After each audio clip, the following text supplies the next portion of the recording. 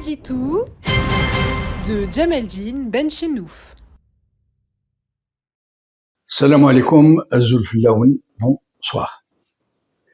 L'une des nombreuses explications à l'état de léthargie de la société algérienne pour tout ce qu'elle subit de despotisme et d'injustice réside dans l'état de confusion mentale dans laquelle elle a été sciemment immergée.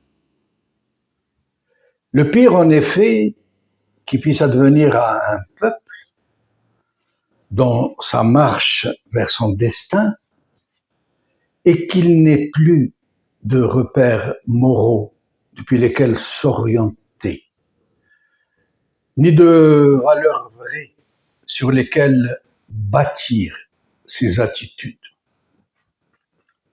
Voilà pourquoi les régimes qui ont pris le pouvoir par la force et la subversion commencent toujours par neutraliser les élites, par la double action de la corruption et de la dissuasion. La carotte et le bâton, par proscrire la liberté d'expression en donnant l'impression du contraire et diffuser du brouillard politique par le biais de la désinformation, de la propagande, du mensonge, de la corruption de masse, de la discorde entre populations et d'autres méthodes aussi pour tromper les multitudes, comme ils disent, sur l'état de leur nation et les embrigader sous l'étendard d'un nationalisme frelaté et fanatisé contre l'avenir même de leurs propres enfants. Voilà pourquoi l'heureuse combinaison de la liberté d'expression et de l'engagement politique est-elle un gage de bonne santé citoyenne. Dans des nations où, en effet, l'expression politique est libérée,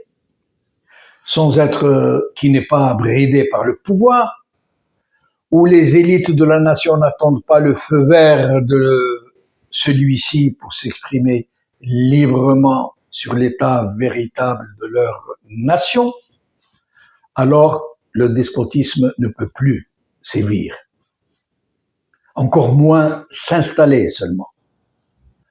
Mais la liberté d'expression n'est jamais offerte sur un plateau, jamais, au grand jamais. Elle n'est pas offerte par un pouvoir totalitaire, ce serait antinomique. Comme cela a eu lieu chez nous en 1989, quand le régime nous avait offert une liberté de la presse livrée en kit, une presse constituée en totalité des mêmes journalistes qui étaient à sa solde et qui étaient à la manœuvre pour diffuser sa propagande. Aujourd'hui, avec le recul, on voit bien ce qu'il en est vraiment. La liberté d'expression sous toutes ses formes s'arrache de haute lutte. Elle doit être le premier objectif de la résistance à l'oppresseur, parce qu'elle permet aux élites militantes de communiquer directement avec leur peuple, parce qu'elle est un puissant outil d'éveil, parce qu'elle permet de dissiper l'effet fumigène d'une subversion particulièrement prégnante et qui a désorienté le discernement de tout un peuple pour pouvoir le mener tranquillement à l'abattoir des idées, à son insu, voire même avec son enthousiasme débordant en criant Askaria Mashi Madaniya Yahya al-Mitboul. Et même en croyant dur comme fer que ses propres bourreaux sont les dignes héritiers de la glorieuse révolution algérienne, comme on le leur a si laborieusement et très savamment bourré dans le mot. En l'état des choses, et pour parler clair, sans ambiguïté, nous pouvons faire un état des lieux, en usant de mots simples, en évitant de noyer le poisson dans de trop savantes élucubrations.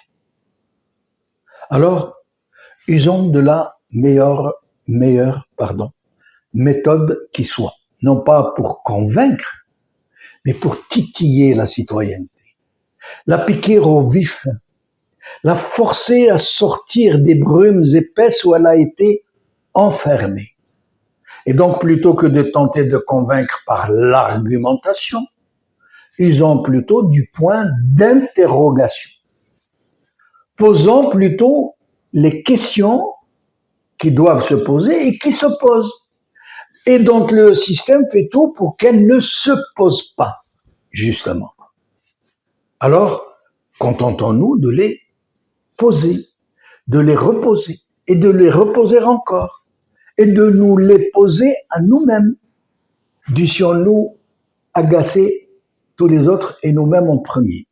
Alors, une question bien posée est souvent le meilleur chemin pour faire la lumière, parce qu'elle nécessite l'implication de celui à qui elle est posée.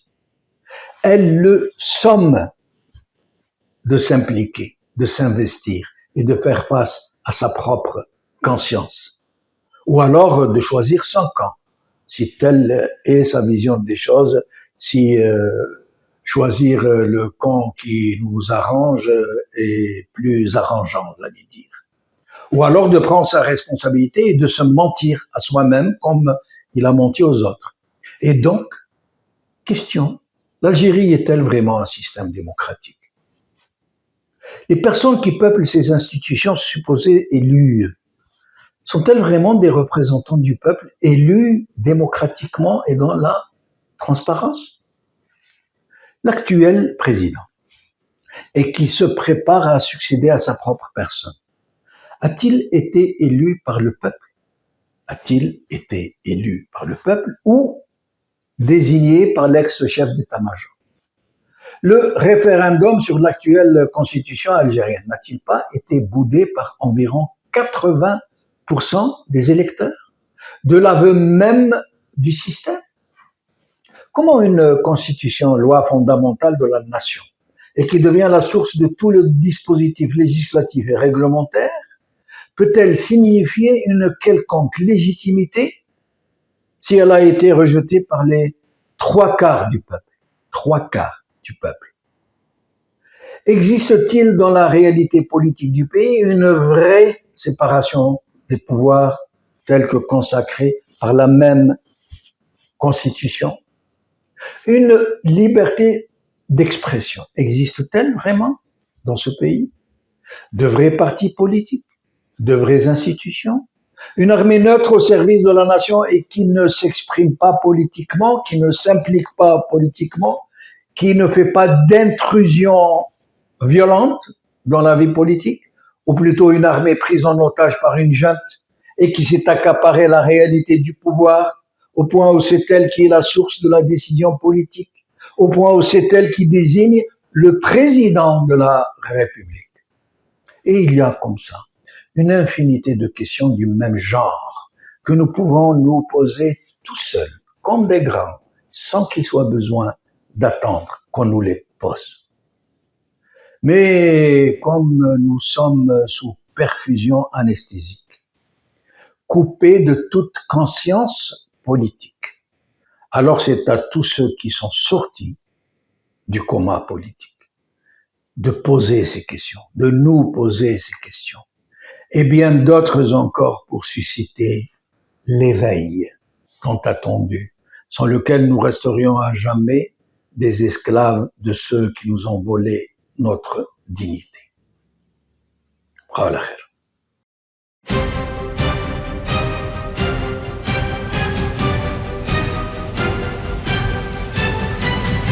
L'édito de Djemeldine Benchenouf.